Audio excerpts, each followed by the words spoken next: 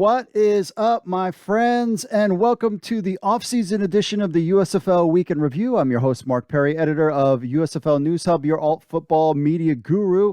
On this week's show, Breakers get a new coach, Memphis Showboats rumor. We'll talk about that, and my Tampa Bay Bandits might not be any longer. That's why I'm wearing my merch right now if you're watching on the YouTubes. Plus, we talked to Hub Football GM Mike Williams about their partnership with the USFL. Some interesting tidbits for when it comes to that partnership that came out in the past month. So if you want to be part of the show, email podcast@usflnewshub.com with your thoughts, or record an MP3 or video on your phone. We'll play it on next month's show, I should say.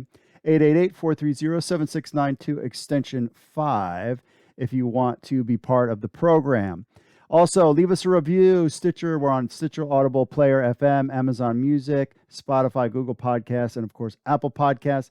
Leave us a review. Help spread the word about this alt football. We'll get to that in a second. USFL league that is out there, and season 2 is gearing up to be a pretty good one, and it's right around the corner if you think about it. We are in November, and then we've got some news, some big news in the past couple weeks from the USFL. But when I was talking about alt football, it's a term that I want you guys to be aware of. You see, alt football means alternative football. So football, something other than your typical NFL and college football. So leagues like the XFL, the USFL, Canadian Football League, Fan Control Football, Indoor Football League, ELF, those are all alt football. And really, if you're watching this show right now, you're a fan of alt football. Maybe you love the NFL and you love college football, but alt football is basically those categories. So I want to let you know that we had started a Reddit, alt football Reddit on Reddit. So you just look up alt football. There's links in the show notes. And this is where you could come and join and basically be part of that community. There is no central place for alt football fans to kind of hang out. So we started alt football on Reddit. So if you head over to Reddit, just type in alt football, join it. There's going to be XFL, the USFL news is up there. Canadian Football League, CFL, will have ELF. Indoor football, we'll try to get some AMAs on there with USFL News Hub writers. We'll get, players from all the different leagues maybe to do AMAs, all sorts of stuff. That's going to be your central hub. So you just head over to Reddit and just type in alt football and join and be part of the community. Also, if you are a designer or you want to be a moderator on there too and be part of the community, or you want to create the logo, let us know. Email me, podcast@USFL News Hub. And if you do a good job, maybe we'll send you some USFL merch, but maybe not the Tampa Bay Bandits, because we'll get into that in a second. So definitely check out alt football on Reddit. Now, if you're a fan of alt football or just a fan of football in general, make sure you like and subscribe to our channel. Let's get this video up to 20 likes. Spread the word about the USFL, that things are still going on. The NFL season is halfway through at this point.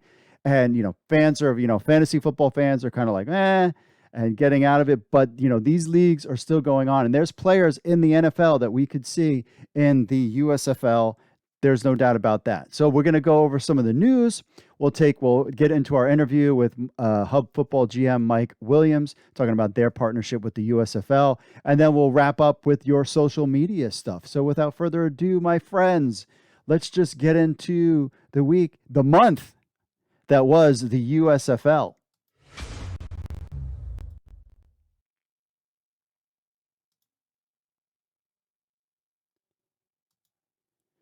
So a report that says the Tampa Bay Bandits are moving to Memphis to be the Showboats and a new USFL hub city.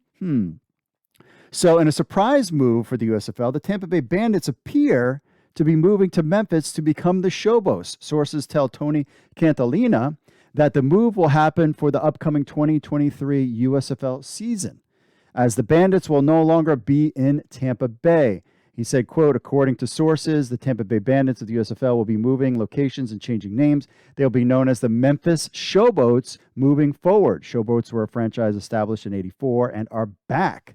Now, he tagged us on this, that it's a legitimate source He's not just some jabron, posting something like that. Now, head coach Todd Haley led the Tampa Bay Bandits as the team went 4-6 on the season and missed the playoffs, finishing third in the division. That's my team. Their quarterback, Jordan Ta'amu, led the league in passing yards 2,014 and passing touchdowns 14. Ta'amu also led the team in rushing yards at 365, putting him ninth in the league in that category. Memphis was previously a franchise in the first version of the USFL as they played in the 1984 and 85 seasons. They finished with a losing record in their first season of 7-11, but made the playoffs in their second season, going 11-7 before losing in the semifinals against the Oakland Invaders. The most prominent player for them, the Memphis Showboats, Reggie White, who was drafted by the team and went on to have one of the greatest pass rushers in NFL histories with the Eagles, Packers, and Panthers. Fox Sports website and official USFL website still have the Tampa Bay Bandits as one of the 8 teams in the league. There's no word on when it will become official or if all the players on the Bandits team will be transferred over to the Showboats. The league filed for the Memphis Showboats trademark on November 1st to use in the USFL. It is like this squirrely little trademark. We have an image on USFL News Hub, and it's hard to see what it looks like. I mean, it's very blurry and very teeny. But there was been no trademark movement when it comes to the USFL, and then all of a sudden, all this Memphis stuff hit November 1st. Now, many will find the move interesting as USFL teams are not playing in their home cities in 2022. There has been speculation about if the league would do multiple hub cities for the 2023 season or have all teams play in their cities. This certainly points to a sign towards maybe Memphis as being a potential hub city or single location for a team. The city is 3.5 hours from Birmingham, by the way, and I think the travel is not too bad flying into Memphis. I remember doing tickets to flying into Birmingham was like $700. Memphis might be a good hub as well, so we'll have to kind of see about that. So more news should be coming out in regards to the location with the league and where they're playing in. Now fans will have to prepare for the idea that Memphis will be hosting USFL games next season, which would be cool. Birmingham's excitement for their team should match the citizens of Memphis, as it will be their first professional football team since 2019, when the Memphis Express of the AAF played there. So this is something to keep in mind. The Tampa Bay Bandits, my Tampa Bay Bandits, might not be no longer, and I might have to look for a new team. And Memphis Showboats, and maybe even the city of Memphis, could be having games played there. USFL hires John DeFilippo as New Orleans Breakers head coach. So this was a press release that came out today. The USFL announced that NFL veteran offensive coach John DeFilippo has been hired to lead the New Orleans Breakers. He replaces Larry Fedora, who recently stepped away from football to spend more time with his family. Also said maybe he would consider coming back if teams actually moved to those locations. Remember that little quote as well. The hiring comes 4 months after the Breakers' 31-17 playoff loss to the eventual USFL champion Birmingham Stallions. DeFilippo, 44, gets his first opportunity as a professional head coach. He takes the helm of the team that featured 6 all USFL players and finished the 2022 regular season with a 6-4 record. Starting the USFL's second season in April of 2023, DeFilippo tends to bring an exciting brand of football to the New Orleans Breakers fans. Quote, I couldn't be more fired up, honored, and humbled to be the Breakers head coach. He said, our organization from top to bottom will work tirelessly to deliver a USFL championship to New Orleans fans. Our staff will be great, energetic teachers to help young men succeed at the highest level and continue their dream of playing professional football, close quote. Born in Youngstown, Ohio, the son of a football coach, DeFilippo's life has revolved around the game. Quarterback at James Madison University Dukes from 96 to 99, or James Madison. During that time as a player, he interned for the NFL's Carolina Panthers and Indianapolis Colts. He began his career in 2000 when he was hired as quarterback coach for Fordham University, spending his entire 22-year career as an offensive expert, which will be very good for New Orleans Breakers fans. DeFilippo has coached for 8 NFL teams and 4 Division I college. Most notably, he was a quarterback coach for the Philadelphia Eagles winning Super Bowl in 2018 while guiding Carson Wentz to a single season franchise record 33 touchdowns. Remember, that was when Wentz was awesome. Then after Wentz suffered a season injury, Filippo turned to Nick Foles, who threw for 971 yards and 6 touchdowns in 3 postseason contests, to include earning Super Bowl MVP honors against New England Patriots. So clearly, this guy knows what he's doing. Most recently, he was the quarterback's coach for the Chicago Bears. Quote, "We are thrilled to get an accomplished leader and champion like John DeFilippo to be our New Orleans head coach," said Brian Woods, president of football operations. "John has a highly respected offensive pedigree, and his passion is contagious. He shares our vision for the USFL to be an exciting, dominant, standalone professional spring football league. I know he'll bring entertaining play to Breakers fans and be a positive impact on his players and coaching staff," close quote. Interviewing a talent pool of final candidates for the job, Woods was joined on the New Orleans Breakers head coach selection committee by former NFL player and current USFL Executive Vice President of Football Operations Darryl Johnson, former NFL head coach and current NBC Sports analyst Jason Garrett, NBC Sports executive John Miller, and Pro Football Hall of Fame general manager Bill Polian. Interesting, Jason Garrett was part of that process. Quote, we're blessed to be able to create a talented selection committee with a unique perspective into multiple arenas of football. Their wisdom and passion for this great game was essential in ultimately choosing John DeFilippo as the new Breakers head coach. John impressive every member of the committee with his knowledge, organization, teaching skills, and passion for the game, said Johnston, also a Fox and NFL analyst. Quote, "The USFL provides players the opportunity to live their dream of playing professional football, and many are still chasing that NFL dream. Like all our USFL coaches, John's passion is developing players, finding their why, and helping them maximize their skill set to become the best player they can be.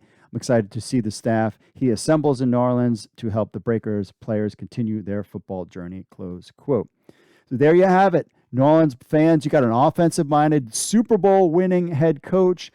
I wonder if he's going to keep any of the prior staff of the New Orleans Breakers. It's just something that we're just going to have to keep an eye on. But New Orleans gets a head coach. We've got our 8 head coaches for the USFL season. I would assume at some point here in the near future, we'll start hearing about staffs as we build towards the second season of the USFL in 2023.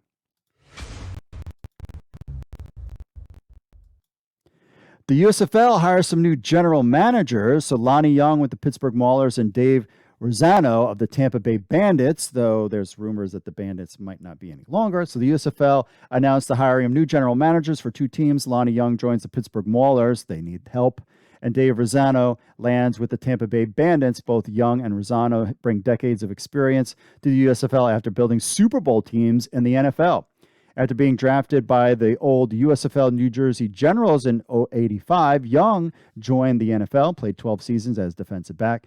Young was first hired as a scout in 2001 by the New York Jets before moving to the Arizona Cardinals scouting team for the next 7 years. From 2008 to 2019, Young was national scout for the Baltimore Ravens, earning a Super Bowl ring in 2013. Yeah, go my Ravens.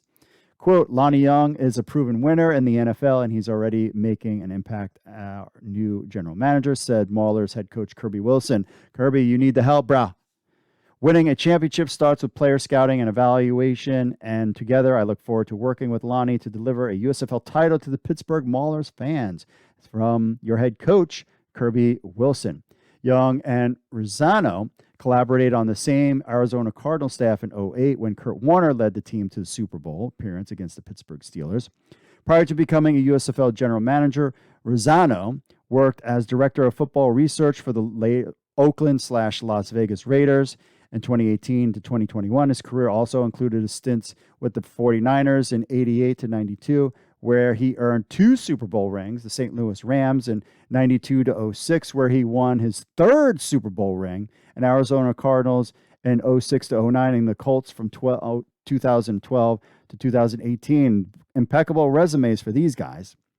Quote, "I've known Dave Rosano for a long time through our NFL careers, and he is an excellent evaluator of talent. Be a huge asset to me and our team," said Bandits head coach Todd Haley, who was also the Arizona Cardinals offensive coordinator for the 2008 Super Bowl team. I'm really excited to work alongside Dave as our new general manager as we build a championship team, close quote. Very cool. So Rosano Young joined 6 other general managers who helped build teams for the USFL's first season. Matt Brockmeyer, New Orleans Breakers, Billy Devaney, New Jersey Generals, Steve Kaiser, Michigan Panthers, Bob Morris, Houston Gamblers, Zach Potter, Birmingham Stallions, your champion, and Michael Woods, Philadelphia Stars. All 8 team general managers work closely with USFL Director of Player Personnel, John Peterson, and USFL Director of Player Administration, Jim Pop.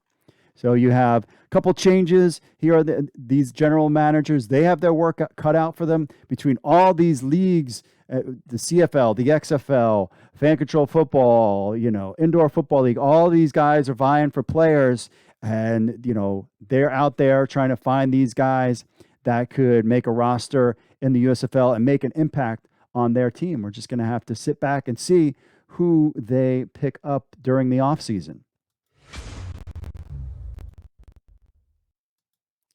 USFL inks a scouting data partnership with Hub Football. So following a remarkable, successful first season of the United States Football League, the USFL has signed a partnership with Hub Football. You've definitely, if you're a part of the alt football scene, you have heard of Hub Football, the preeminent audition stage for players looking to work their way into professional football. It's the brainchild of NFL agent Don Yee. The camp, presented by Hub Football, has to date run events for 606 athletes in Hub football camps in San Diego and Los Angeles, with 154, 25.4%, signing a professional contracts following their participation. The USFL held its first draft in February of 2022, and 52 former Hub football camp participants were selected and signed, including quarterback Jamar Smith, who guided the Birmingham Stallions to the 2022 USFL Championship crown. Another 18 Hub alums were signed during the USFL's successful inaugural campaign. Quote, Hub Football will provide another scouting data resource to the innovative approach that we're taking with player personnel at the USFL, said Brian Woods, USFL President of Football Operations. As the USFL prepares for Season 2 and beyond, we're excited to officially partner with Hub Football to assist us with procuring elite young talent. The path to pro football has needed innovation for a long time, and together with USFL, we're excited to offer all aspiring pro players an alternative path to the USFL and beyond, said Yee. This partnership is just the first step towards creating a unique discovery opportunity for the best of the next generation of football talent, close quote. Hub Football camps are opportunities for free agents, college players 2 years removed from high school, and elite athletes from other sports to participate in NFL OTA-style workouts, led by current and former NFL and FBS college coaches. Prospective players take part in on-field work that focuses on technique and highlights their individual skill set. Hub's camp roster are curated to presently only the best players, the coaches, and scouts, with each event averaging approximately 40 players. The next camp is this Sunday, November 13th, at DeVore Stadium at Southwestern College in Chula Vista, California. Quote, USFL fans enjoyed entertaining and competitive football during our first season because we invested heavily in finding, developing the best players, said Daryl Moose Johnson, USFL Executive Vice President of Football Operations. The scouting data partnership with Hub Football continues the USFL's fan-first, player-driven focus, and is another step towards what is going to be an exciting Season 2. So this is the thing, is all these players are out there. Hub Football has been around for a couple years, cultivating talent. You see that in the numbers that get drafted. So this is a big partnership between the USFL and Hub about trying to get the best talent out there that's not part of an NFL roster.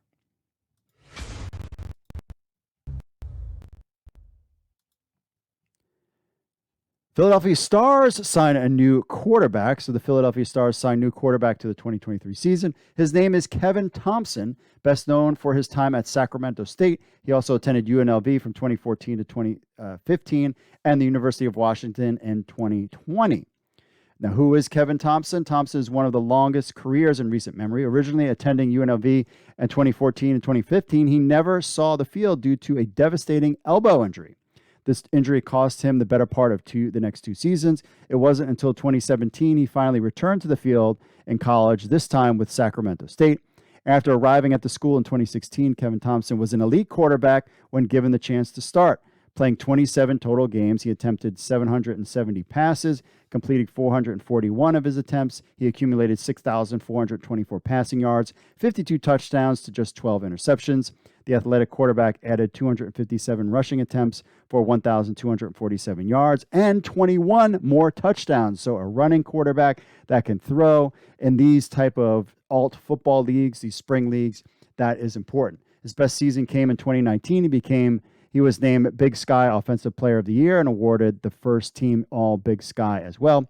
During this season, he completed just under 60% of his 450 passes, 3,216 yards, 27 touchdowns, and 8 interceptions, adding another 127 carries for 619 yards and 12 touchdowns on the ground. He spent one season in Washington in 2020 during you-know-what, but decided against returning to college for an 8th season, giving his run in college. He was 25 when he graduated. So his professional career so far, he declared for the 2021 draft, went undrafted, given a rookie minicamp invite with the Carolina Panthers, but unfortunately was not signed to contract.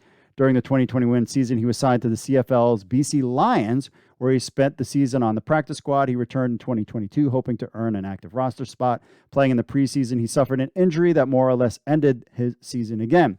A stroke of bad luck or unsportsmanlike conduct, depending on how you look at it, was led to his injury in the season's preseason. A controversial hit by Titus Wall was the source of the injury and could have ultimately led to the loss of his chance in BC during a season in which they seem to have found the face of the franchise. If you don't follow CFL, Nathan Rourke is lighting it up. This left Thompson a free agent for the USFL to attract. With this uncertainty at quarterback for the Philadelphia Stars, they felt the need to solidify the position by bringing in a guy who was a borderline NFL talent. Given his experience in college and since then in the pros, he could be a great fit for Bart Andrews' offense. Scott and Cookus showed us how much Bart Andrews wanted a quarterback that could move in the pocket. None of the guys on the roster in 2022 are as mobile as Thompson is. So where does he fit in? Is Thompson a guy who could push Cookus for the starting spot? Yes. Sam thinks he can. Looking at Thompson from an experience standpoint, he isn't far behind Cookus. Before Case Cookus signed with the USFL, the bulk of his experience had come on practice squads and in preseason games. I bet Thompson spent most of his time in the CFL. He did the same in 2021 and again in 2022. Cookus may have earned the trust of the fans in the process of that championship run, but this league, just like any other, promises nothing if you rest on your laurels. Thompson is every bit as capable a passer as Cookus and provides mobility that Cookus simply doesn't match. This will be an interesting position to watch for the Stars in 2023. Does Brian Scott truly jump to the XFL after so many seasons under Bart Andrus? Does CJ Castillo return after signing an NFL deal and being cut? We are still months away from any kind of draft, or I don't know if even the USFL will have a draft, but this quarterback position could be completely different for the Philadelphia Stars in 2023.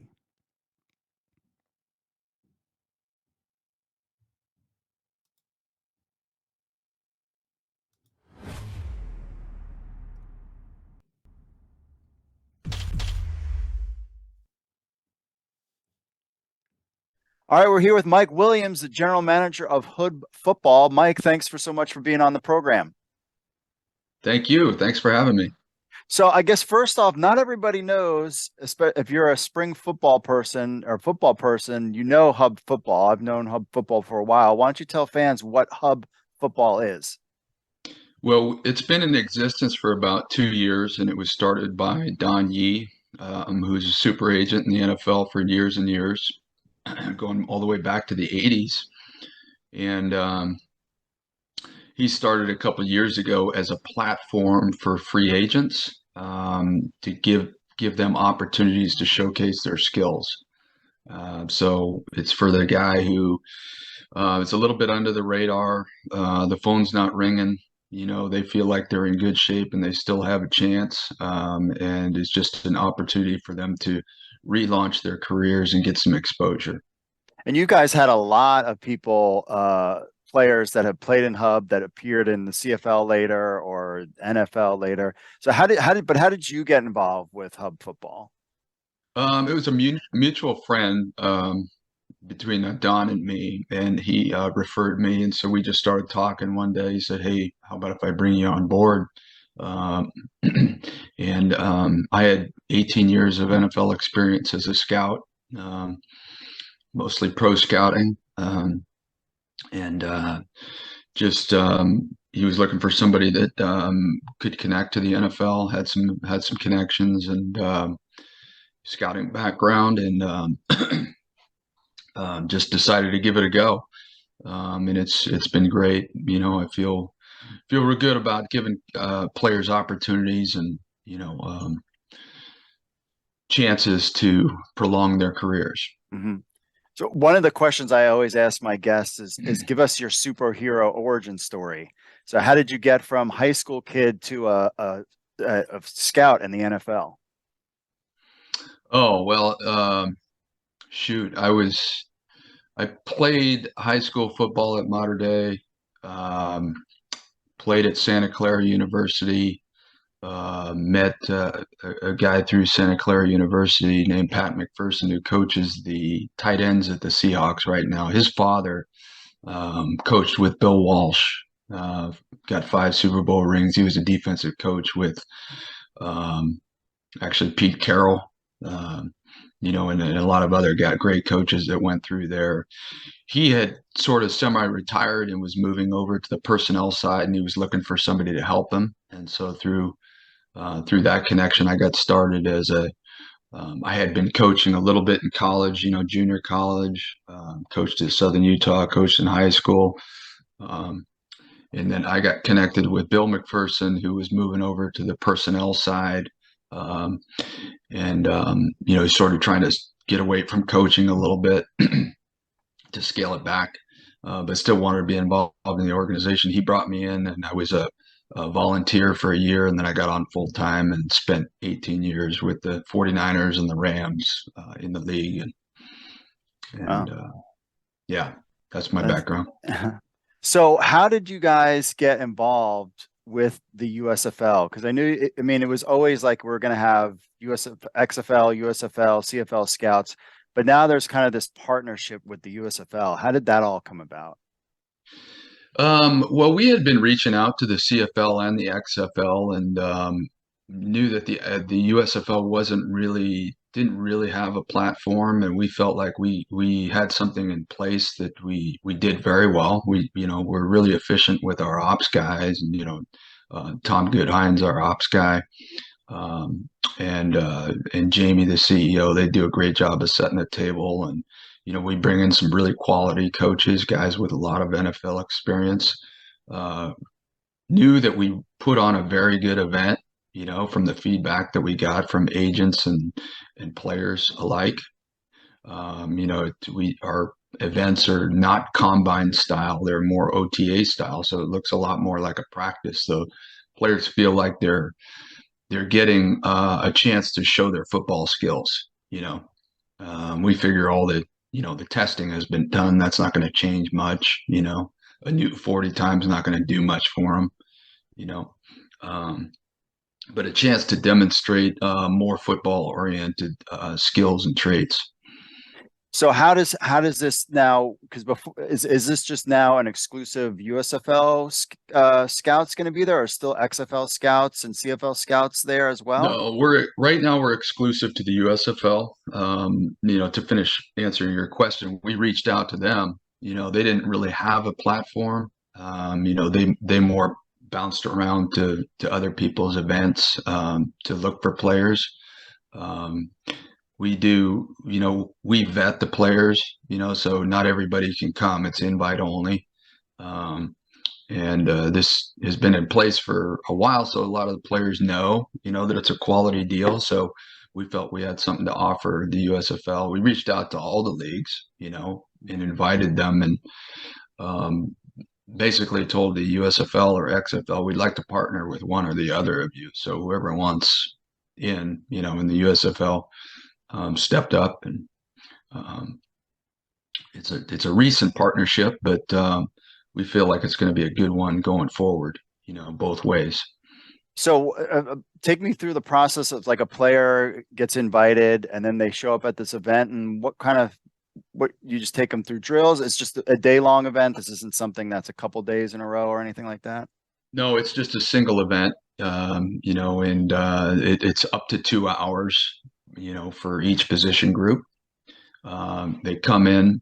Um, we do minimal testing. We might do a 40 for somebody that needs it, but they basically get warmed up. They go through individuals. We do one-on-ones.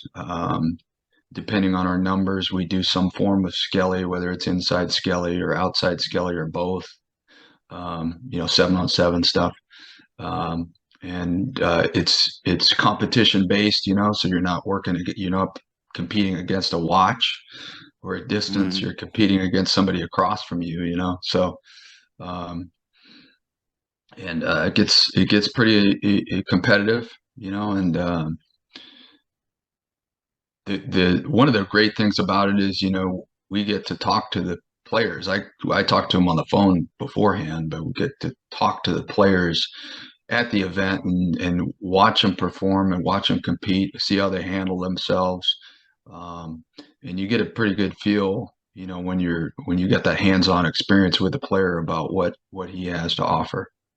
And so how do you typically players, how do they get invited to the camp? Is their agents reach Well, out to you? Do they they sign up? register. Yeah, they register. They upload their tape. They go to hubfootball.com and register.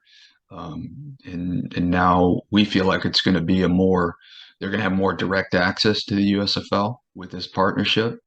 And so they register. I vet the players with a couple other guys, give our opinions about whether we think they are professional football material, and send them an invite. And we have anywhere between 30 and 70 players per event. Mm-hmm. And so that's what we put on. And probably, I don't know the total number. It's probably close to 20 events Okay, over that the was my next past two and a question. half years. Yeah. Maybe one every month or month and a half, that when it was busiest. Um, we have an event coming up this weekend in San Diego on the 13th of November. Um, we're also um, we're also pivoting to a college draft eligible event. Okay. So we're requesting permission from the league to service the NFL teams by putting on a college showcase, and it would be similar to all other all-star events, but more condensed. So uh, we're shooting for like a Monday through Thursday event in February that showcases players. It might be. Hopefully it will be a safer event. It's not the full week and it's not a full game. It'd be a condensed scrimmage on that third day, Oh. um, but still a chance to get in front of NFL scouts. And And it USFL, would, would USFL guys be there as well? yes, yeah, definitely, yeah, because what we're thinking, what we have in mind is, draft eligible, like I said, but all the way and typically non-combine guys, because our date would be leading up to the combine. So, we may get some combine guys, but we'd be going all the way down FCS, D2, D3, open to everybody that has NFL traits. And Mm. same thing, we'd be vetting the roster. Um, It'd be a smaller roster, so maybe a little bit easier for the typical NFL scout to come through and target guys, because it's just a smaller group of players or smaller pool of players, so they can zero in on guys. And then, so now that you have this partnership with the USFL, are you looking to do specific events as they kind of gear up towards their season? Adding more Yeah, events than typically you would have before, or is it the same kind of cadence of every 2 months having some kind of event? um, yeah. I think this will be a big one this coming weekend, and we don't have anything set after this draft eligible event that we have in mind. Um, but we're also talking about a portal event. We've had portal players come in as a subset. and do the same thing with them. Um, and we are likely going to be doing that in late January, early February, possibly in conjunction with the East-West Shrine game. Okay, gotcha. And With so, same thing, just a different pool of players, which is portal players. So gotcha. guys that go in the portal, they want to get exposure to different colleges and find a new home. We try to use our connections to get them placed, film the stuff, shoot it out to all the schools that request it. Pretty much everybody, Mhm. um, and try to find guys new homes that way. So we have several different products, and we're always thinking of new ways that we can service our clients. One of which is the USFL. Gotcha. Now, you've been a scout for a long time. A hub football, you said, has been around for 2 years. Now, how has the football landscape changed now that you have, let's go XFL, USFL, fan control football? We've had the indoor football league. You have the European League of Football. I mean, Major League in football, whatever that thing happened and disappeared. That was a whole thing over the summer. But like, how has that landscape changed? I mean, having all these new leagues now, how has that changed over the years? Well, I mean, you go back 5 years and there wasn't any of that except for Yeah. indoor. I mean, so there's a lot more opportunity. I think the 11-man thing is more appealing to a lot of these players. They feel like it's a lot more similar to the NFL. Yeah, I'm sure you saw that the USFL put, I think, over 70 guys into NFL camps this year. So they see it as a stepping stone. Players do and agents do. So, um, the timing of the league is really good. Just more opportunities for players, which I think is great because we keep talking about how today's NFL is not set up for development of players. It's basically sink or swim. You either get invited to a camp, and there's not a lot of patience, for guys to Hmm. develop. And the coaches, the way the CBA is, they don't have time to develop players. They don't have hands-on experience in the off season with players like they used to. So hopefully the USFL, is going to provide that, that extra development. When I first got into the league, we had NFL Europe, Hmm. um, which is an opportunity for a lot of guys to develop. Um, but normally a lot of times the guys that will develop are guys that really haven't had a lot of football experience to begin with, you know, and their trajectory is on the way up because of their traits or general athleticism. Um, but it might be, one thing or another that slowed their development. But um, having a platform like the USFL is really good. Now it starts to look more like other professional uh, sports like baseball and basketball. You know, um, and one of the things that um, jumps out at me over the years, I've seen offensive linemen.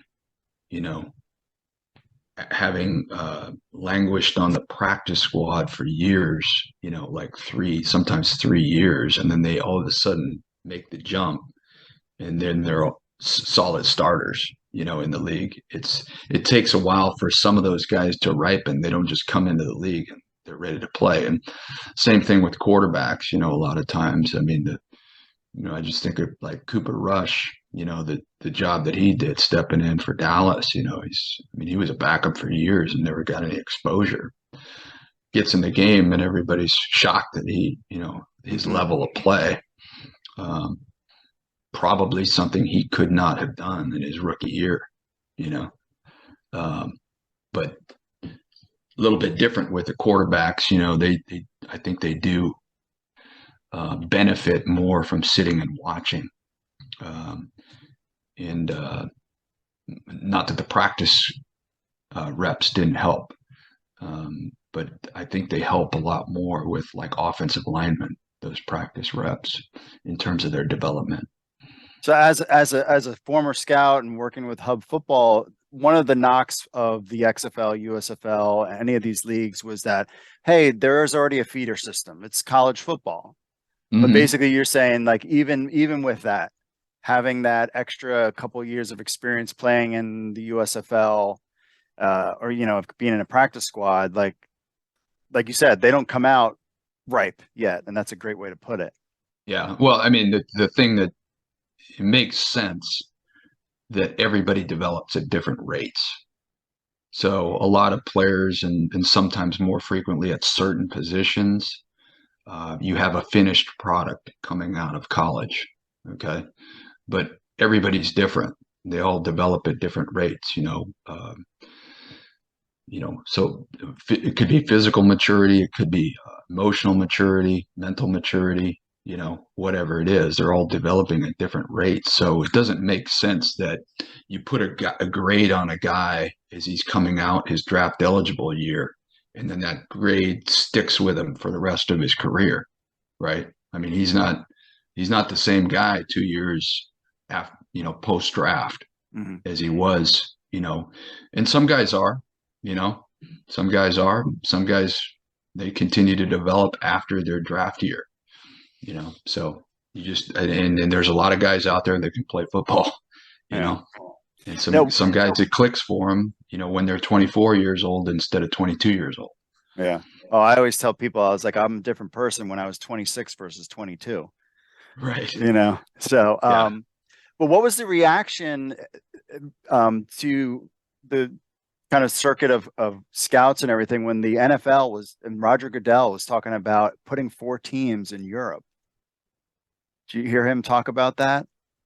Oh, you're talking about for the actual NFL teams, not the Yeah. development. Yeah, I yeah. mean, because really, this is kind of where places like the USFL, if the NFL is serious about putting four teams in Europe and having its own division, they Hmm. have to get the players from somewhere, and that's where the USFL and Hub Football comes into play. Did you guys, when Yeah. you heard about that, because that was a shock to me, what was your Mm. guys' reaction when you heard about Goodell talking about four teams in Europe? I don't know. It seems like it's been a long time coming, and it's gradual. The interest in Europe is gradually increased, and just kind of waiting for that next foot to drop. Um, Especially in Germany. I think the culture for American football in Germany is strong. You know. And then, of course, they play in London every year, and I think that helps a little bit too. Um, but yeah, it just seems like it's only a matter of time, and I think the USFL, being uh, a new startup league, and Hub supporting them, and there's just a lot of athletes over there too, and it's just they just don't know how to play football because it's not part of the culture, you Mm, know. But there's guys with plenty of traits, you know. Um, I think having that football culture growing up in your teens is important, for the development. Um, just being exposed to that. But I just think, I mean, I think it's only a matter of time mm. before, you know, the NFL really gets a strong foothold in Europe.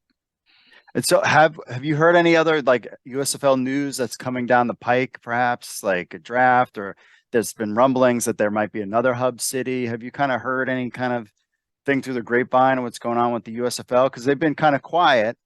Uh, Hmm. we haven't heard much before their Well, I season mean, gets back in.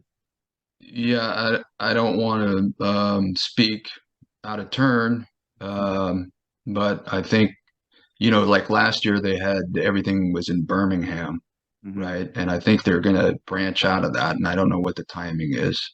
They're gonna start to spread out a little bit to different cities. I know that with Hub we're talking about trying to move our events around, not just San Diego and Southern California, but we tried to do one in Florida and it got blown out by the hurricane. But we're trying to Yeah. bounce around a little bit too. Um, so uh, as far as like expansion of the USFL, I haven't heard anything about that. Um, but I do think that they're going to start moving away from the centrally located Birmingham thing soon. Gotcha. Now, speaking of, like of the USFL, so spring football, I mean, when you talk to people in the CFL, they kind of scoff because they're like, the CFL has been around for 100 years and Americans always try to do spring football. And then it doesn't work. I mean, the AAF and then the XFL, the USFL has now completed its first season. Do you think Hmm. spring football will work in the US? I think it can if you do it step by step, and it's the Fox Sports back in the USFL certainly helps. You know, and I think they've been uh, really, from what I understand, they've really recognized the mistakes that have been made in the past. It looks like to me, you know, post the first season, the assessment of how it went has been better than anything that's occurred in the last 10, 15 years. A lot of they look at it as a successful um, season or successful launch. Mm. Um, and they sounds like they're making the right tweaks, that they need to make going into the second season. So um, there's some quality coaches in that league. Um, the thing that I keep hearing is from players is that you know the CFL has been around a long time, and has to do with their fan base that's been in place up there. They have their own unique fan base. Hmm. Um, the USFL has that connection to the old USFL, with the logos and the team names. I think that helps a little bit with the familiarity, in terms of the fan. But the players, I think, for the most part, they would rather play in the US, you know. So they kind of see it as an equivalent to, CFL football in terms of level of play, but of course, rather play in the U.S. than go up to Canada. Hmm. So I always get a lot of messages from players saying like, when's the next tryout for this league? Or I want to do this. Like, so what can you tell a player aside from putting their workout videos on Twitter and sending them to me? Because I'm like, there's nothing I can do about that. How Mm-hmm. does a player get noticed? Say like a Division II guy. What would you tell them as far as if, trying to make their way to a USFL roster and maybe to an NFL roster one day, but they're kind of not noticed? Like, how do they break through to get noticed? I would say register on hubfootball.com, get in front of our coaches, because they might give you a tip that would help you going forward to become a better player, for one thing. Hmm. And then the other thing is, you know, our guys are all very well connected, So if you show up and ball out, you're going to get, people willing to make phone calls for you because all of our guys are really well connected, And then so and they they got upload a their lot of video. experience. Uh-huh. Yeah, so just you go to hubfootball.com and upload your video. Yeah, as much convincing video as you can put up there. Uh-huh. Um, and that's some exposure right there, but you won't know until we see you in person, and talk to you in person, Hmm.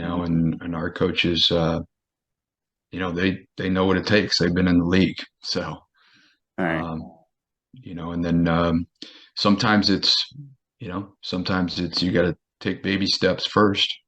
Um, but I would say that, you know, once college is finished, you need to continue to develop, and you need to see yourself as um, a work in progress, and make big jumps because those, being a legitimate candidate for the USFL or the NFL, it's competitive out there. Hmm. Uh, so, um, Yeah, I would say get seen, and not just testing. Like like I said, I mean, our thing is, hey, come out and show your skills, not just your traits. Hmm. Okay, well, I appreciate it. So Mike Williams, GM of Hub Football. I always send anytime I get those messages from players, I always tag Hub Football, and I'm always like, go to Hub Football. That's a great place to start. So I appreciate you, Mike, taking the time to come on the show and talk to us there. I know a lot of players will be listening and will take your advice. All right, thanks for having me.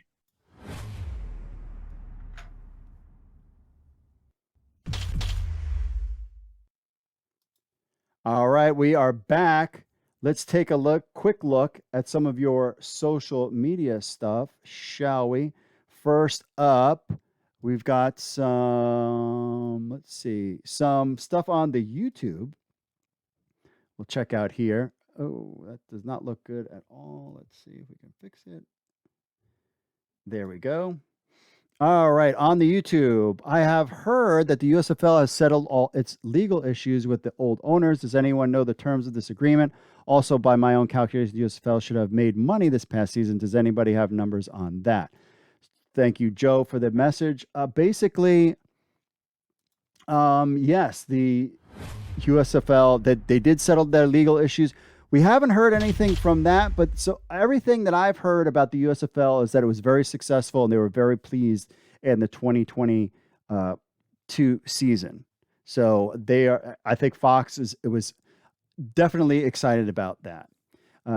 Chris says, can't wait to see all the rich history being used and not just in promos, but maybe in color commentary, interviews, stats, coin flips, or as actual coaches. The sky's the limit. Now that the settlement has happened they're talking about the settlement with the USFL and the old USFL. Theodore says, talking about Marino, Michigan Panthers to the championship. You saw this USFL News Hub comment first. So he's talking about Garrett Marino, that he's going to lead them to the championship there. And let's see. Talking about the USFL will return for season 2. I was beginning to miss them. Our inaugural season was fantastic. Can't wait for second draft in February. Go Bandits. Well, Bandits might not be any longer. And I have a feeling they're not going to have a draft. I've heard there will not be a USFL draft. It's talking about, still on the USFL settlement lawsuit. Still doubt the San Antonio Gunslingers will return to San Antonio now that the Brahma country is in the XFL. Yeah, I agree with that. New school USFL was awesome. Cyril says that. Somebody wants to know how I could try out for a team. Hub Football is your way. And Pulse, we would like to thank Mike Williams, a general manager, from coming on the program talking about Hub Football. I hope that was you learned a lot from his conversation, just to get a more of an inside look at what's going on with Hub Football and the USFL. On to the Instagram, talking about the Bandits potentially moving, Generals for life, but Memphis is a great location. I really think they should consider changing the name to something more football relatable. I don't think they'll do that. And Coach Billa says, yes, he's excited about that. All right, my friends. Once again, we want to thank Mike Williams for coming on the program, talking about Hub Football, kind of get an idea, especially for you players out there that message me all the time and say, hey, here's my tape. Cool. There's nothing I can do about that. Go to Hub Football, sign up. He talked about uploading your video. They will call you. That's your best chance to get involved with the USFL and get seen. And you heard it from him, how all that stuff works. So appreciate Mike Williams for coming on. At Hub Football, they have an event this weekend, and they'll have other ones down the pike as well. All right, my friends, that's it for this week's show, pretty much. Appreciate you guys stopping by and checking things out, seeing what's going on with the USFL. We'll be back next month. Remember, if you want to be part of the show, email podcast@USFL News Hub with your thoughts, recorded MP3 or video on your phone. We'll play it on next month's show, 888-430-7692, extension 5. Extension 5, my friends. And of course, as always, leave us a review on Apple Podcasts. We appreciate that. So usually this show will come out at the beginning of the month when something is there. I'm working on some really good interviews for next month.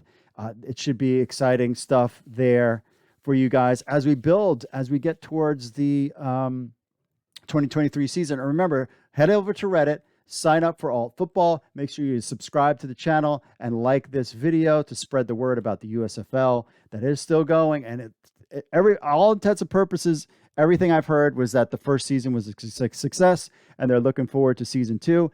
When we come back, the next program, will we learn more about the Tampa Bay Bandits? Am I going to have to buy new merch? Also, if you join the Alt Football community on Reddit, just search for Alt Football and sign up there. There's links in the show notes for that. If you're a graphic designer and you want to create our logo, we'll send you some USFL merch if you come up with something good that we use. All right, my friends, that's it for this month. We will see you next month unless major news is happening. That's it for me, folks. Mahalo. God bless. As always, appreciate you guys stopping by, and I will see you all later.